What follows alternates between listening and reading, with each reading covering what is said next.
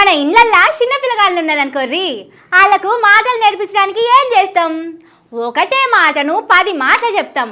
మొదలు అత్త అత్త అని, తాత తాత అని నేర్పిస్తాం.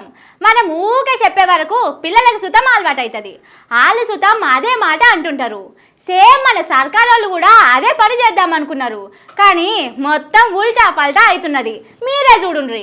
సర్కార్ వాళ్ళ ముచ్చట చెప్తానని ఉరితాళ్ళు పట్టుకున్న వాళ్ళను చూపిస్తున్నవేందని భయపడకుర్రి. ఇది సర్కార్ వాళ్ళ ముచ్చటనే. భూ ప్రపంచంలో ఎవ్వలు చేయనట్టు ఏడాదిలోనే అందరికి 2 లక్షల లోన్లు మాఫీ చేసినామని సీఎం సారు రోజు రాగమెత్తుతున్నాడు. మేమేమన్నా తక్కువనా అని మంత్రులు కూడా తాళమేస్తున్నారు.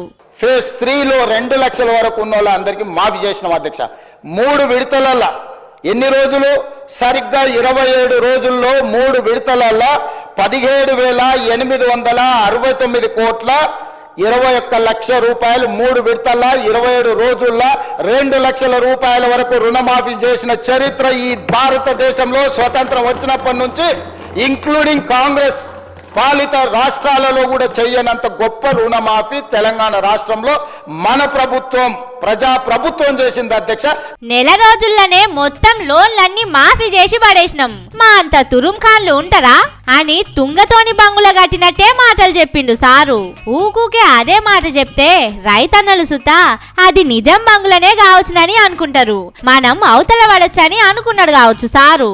కానీ పావుల చేతుల పెట్టి రూపాయి పావుల ఎగబెట్టిందనే ముచ్చట వ్యవసాయం చేసేటోళ్లకు ఎరకైంది. గందుకే ఆదిలాబాద్ జిల్లా ముఖరాకే అనే ఊర్లే హిగో ఇట్లా ఉరితాళ్ళు మెడకు పెట్టుకొని ఏమాయ నీ లోన్లు అని అడుగుతున్నారు.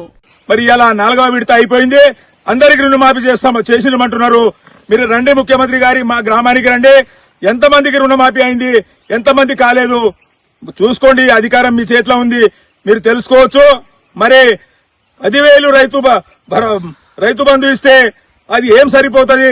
నేను 15,000 ఇస్తామన్నారు. మళ్ళీ రబ్బీ కూడా ఇలా కంప్లీట్ అయిపోతున్నది. మరి మీరు రైతు భరోసా ఇవ్వకపోవడం చాలా బాధాకరమైన విషయం. కాబట్టి చాలా బాధతో ఇవాళ ఎంతో సంతోషంగా ఉండే రైతులు ఇలా జాతీయ రైతు దినోత్సవ సందర్భంగా ఆత్మహత్య చేసుకునే ఇలా ఊరు వేసుకునే పరిస్థితి ఈ రైతులకు వచ్చింది. కాబట్టి సీఎం సారుకు ఆయన భాషలో అడుగుతానే సమజైతది అనుకున్నట్టున్నారు. ఒక్క లోన్ల మాఫే కాదుల్లో రైతు బంధు పైసలు కూడా అడుగుతున్నారు. రైతు భరోసా ఇస్తామన్నాడు. మరి గత ప్రభుత్వం ఎకరానికి 10,000 ఇస్తే ఆ 10,000 ఏం సరిపోతాయి? మేము ఎందుకు బంద్ చేస్తాము? మేమేం హౌలగాలమా?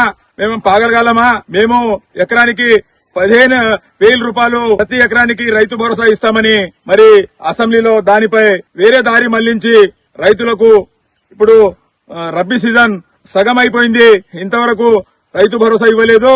ఆదిలాబాద్ లనే కాదుల్లో హైదరాబాద్ పక్క పొంటున్న ఊర్లలో కూడా అదే కథ ఉన్నది. ఇగో ఈ అక్కలు చెప్తున్నారు చూడుండ్రి.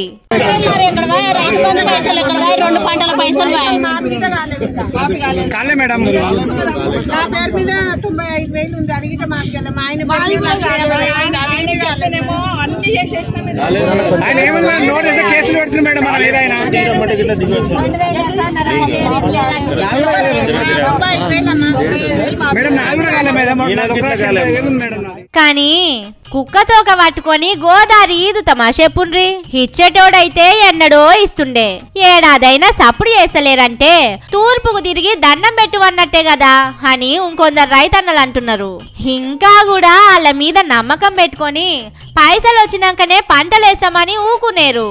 పడావు భూమి, తొండలు గుడ్లు పెట్టని భూమి అని రైతు బంధు పైసలు మొత్తమే బంధు పెడతారు. అప్పుడు మళ్ళీ వెనకటి లెక్క మెడకు తాడు తగిలించుకునే కథ అవుతుంది.